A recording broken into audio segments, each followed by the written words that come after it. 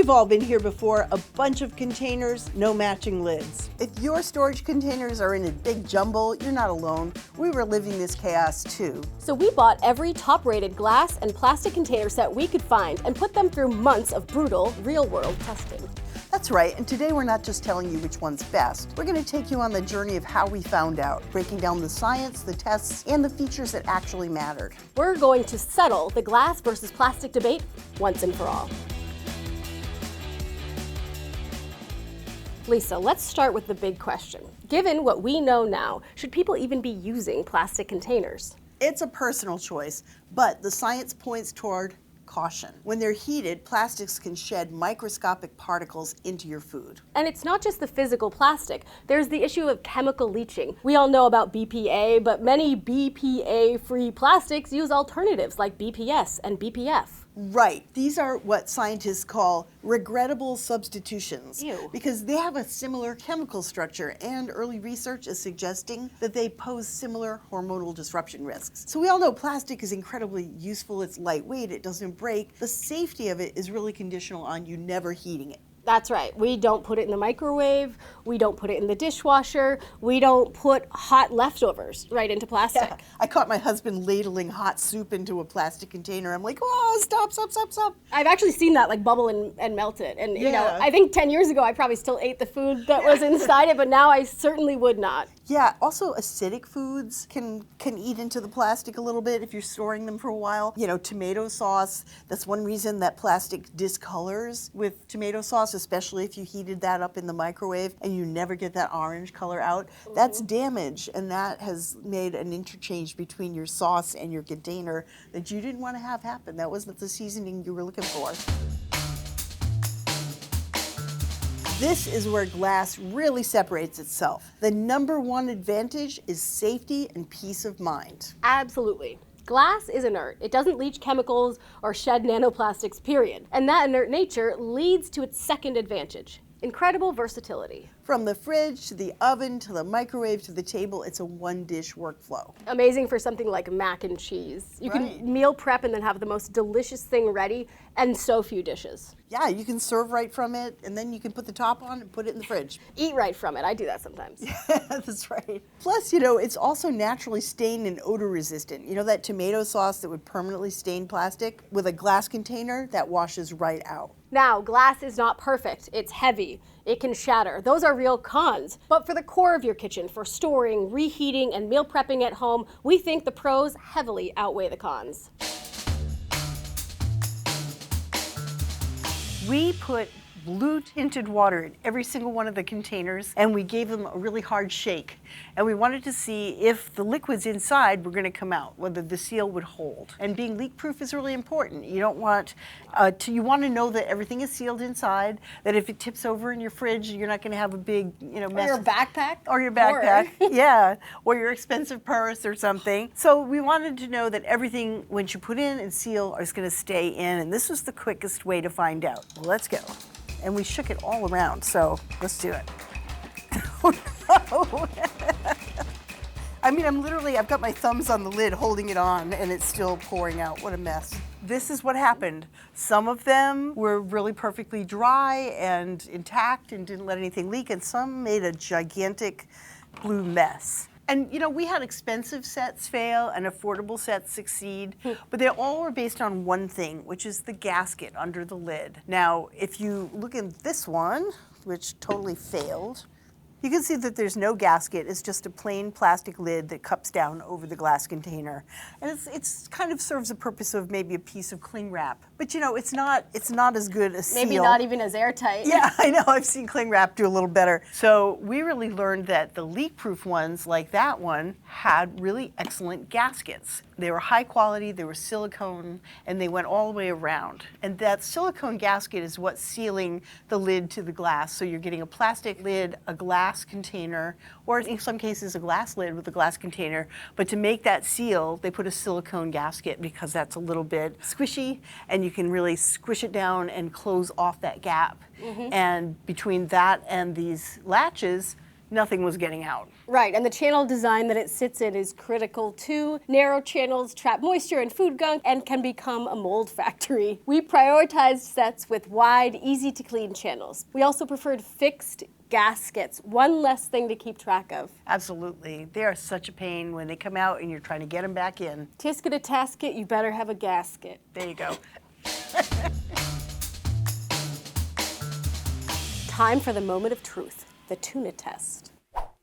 We took oily tuna and we put it in all of the containers, glass and plastic, and we shook it all around and we stored it overnight, and then the next day we took it out and washed the containers with soap and water, dried them, and then we smelled them. And boy, that was not fun with some of these. Here, try this one. Ew, oh my God, I went too hard. That's obviously, I did not, I'm sorry. I did not need to go searching for that. I knew that was a bad one. Yeah, that Try smells this like one. cats. Nothing. So some of these, even though we washed all of them with lots of soap and hot water and dried them, and some of them still retain that smell. And it happened with some that had gaskets that had gaps behind them that really were hard. They might have been attached, but they didn't have any space around them so you could really get in and clean. Fish oil got back there, little fragments. Yeah, the gaskets are always going to be made from silicone, and silicone is very absorbent. Yes.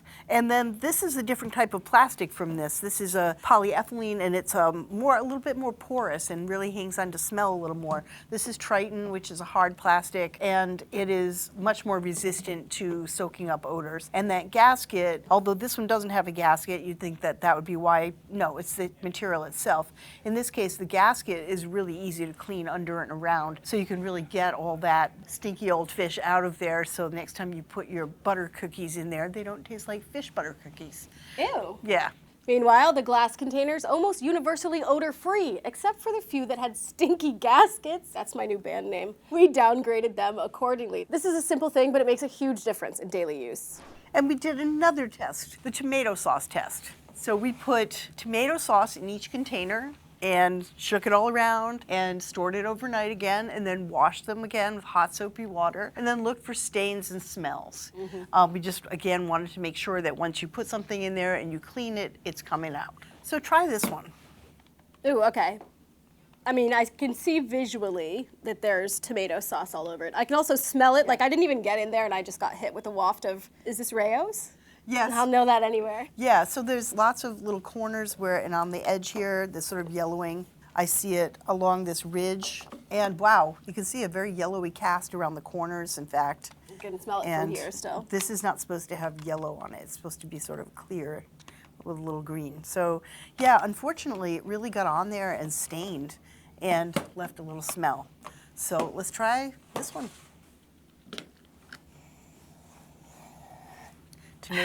Tomato, anything? Nothing. Inertness. Yeah, and it looks perfectly clear. I don't see an orangey look to that at all.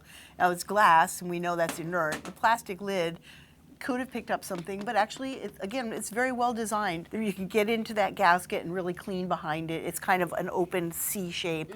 One side is attached, one is open. It works really well to seal the container, but it doesn't hold any kind of smell or food residue. It's very easy to flush that right out. Right, and it's made from Triton, that Triton type of plastic that is less porous, and so it's going to absorb less. So that's just, again, makes a huge difference in your daily use. You're not going to be wasting extra time going back cleaning these again. You're not going to worry about carrying over smells or stains that make it look sort of dingy and old if you bring that to somebody and it looks like this old beat up thing you had in your closet, as opposed to a nice fresh looking container. A lot of people ask us if the type of glass matters. Is borosilicate, which is the old Pyrex formula, really that much better? Here's the technical truth. Borosilicate glass is more resistant to thermal shock, so less likely to crack from sudden temperature changes, like putting the glass container into the oven straight from the freezer. That's a no-no.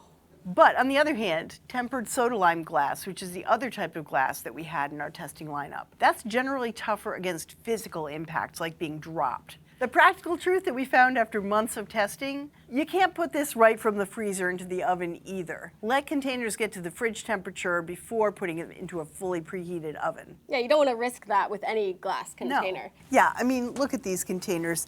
They're almost identical. There really isn't a big difference between the construction or the way they look or anything. They're both glass containers.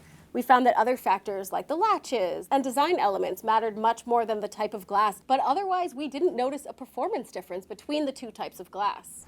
We also tested plastic durability. Yes, I mean, we know that glass isn't going to make it if you drop it. Probably not, right? But plastic is going to be on the go with you, and we wanted to know if it was really durable. So we filled each container with water, and we pushed it off a kitchen counter onto the floor.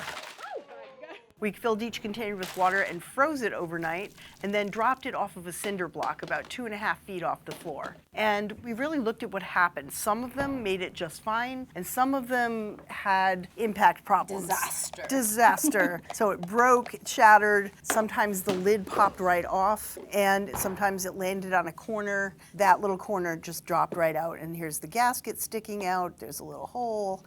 It's not good. The ones that were good, yeah, nothing broke open these containers. They were frozen and dropped, nothing broke. They were full of water and dropped, nothing spilled. This is a testing copy right here. Yeah. Looks brand new. This is a testament to a good latch, a good lid, a good gasket, and good resilient material that can survive an impact. So based on all our data, here's your ultimate checklist. Hannah, what's the #1 thing to look for? A secure, fixed gasket with a wide channel. That's your foundation for leak-proofing and easy cleaning. Second, you want smooth, sturdy latches. They should click shut with a gentle push, not a struggle. Also, flat lids. This was non-negotiable for stacking and saving space. One feature that really surprised us is nesting. Now, we all want nesting containers because they'll take up less space. There's a big problem with it, though, in practice. Yeah, it sounds cozy and efficient, but the reality is when you nestle everything together, if you need, say, one of the middle sizes, you're taking that all apart, and it just was not actually easier or more practical or more efficient in reality. Another feature that was really important, especially for glass containers, was a wide rim so that we could really grip it, which is really important when you're taking this out of the oven because you can bake in these. So having something to grab with the pot holders, super important. So for example, like we're coming screaming hot out of an oven, Lisa's all comfortable over there, and I'm like, desperately gripping onto this tiny, tiny rim right here. Yeah, even if you have it between two pot holders, you're dependent on it not sliding out. This has a nice little overhang that really keeps it secure. And finally, we liked tough, thick material, whether it's glass or plastic. You really want to avoid anything that like flexes or feels flimsy. Like, look at that thing. Yeah. One of these full of, what was it? Was it beef stew? It was literally like, full, it was so full it was flexing outwards, which, first of all, that thing gets knocked in the refrigerator, it's going to spray food everywhere. Yeah, and on the other hand, the Rubbermaid, which is both the plastic and the glass, really nice, thick glass, sturdy. And in the case of the plastic one, it's not flexing. It's nice and firm. It's not going anywhere. Bottom line, avoid anything that feels too flimsy. It does not bode well for durability or leaking. So, after months and months, hundreds of tests, and a lot of mac and cheese, what's the final verdict, Hannah? The verdict, for 90% of home kitchen storage needs, for storing, reheating, for meal prepping, the winner is clearly glass. It's the safest and most versatile material. And our top-rated glass set, the one that aced every single test, was the Rubbermaid Brilliance glass set. It was leak-proof, it was oven-safe, and it was incredibly user-friendly. But plastic still has a role. Our top plastic pick was also from Rubbermaid. The Brilliance plastic set won that testing independent of this testing, but it's actually no surprise because a lot of the factors are the same, right? The latches, the design, they share a lot of things here, so it's not really a surprise. And another thing they share, the Brilliance line lids are interchangeable between glass and plastic. So you can build a hybrid system that gives you the best of both worlds. You get the safety of glass at home and the lightweight convenience of plastic on the go, with less searching for matching lids. Yeah, less rummaging around. Yeah, basically. and we're all for that. All for less rummaging. So did you go 100% glass at home? Yeah, you finally got to me. You've been talking about how bad plastic is, and every time I get near my plastic containers, couldn't stand it. Finally sprung for one of these sets, and I love it. We use it all the time. And the other thing I really love is that they are clear. So both plastic and glass here, you can see what's in them, because I find that with my family, if they can't see the food, it doesn't exist until it comes out on its own, It's on true, its it's own hard legs. to remember it. Yeah. It's hard to remember it. Although I've gotten used to carrying these, even the, this size is a great size for lunches and stuff. It's not bad, it's Right. not that heavy, and Yeah. it's so secure. It's not going anywhere. That's once the you thing. close When it. you don't have to bring a whole bulky lunch bag, you can, because it's secure, you can just slip this in. Yeah. So bottom line, plastic containers are light and good for traveling, but for most things, glass is best. For more information about all the gear we talked about today, check out the links below or head to the HEK app. So what's your kitchen strategy? Are you going full glass or sticking with a hybrid system? Let us know in the comments below. And if this guide helped you, give it a thumbs up and subscribe for more content from your favorite neighborhood product testers. See you next time.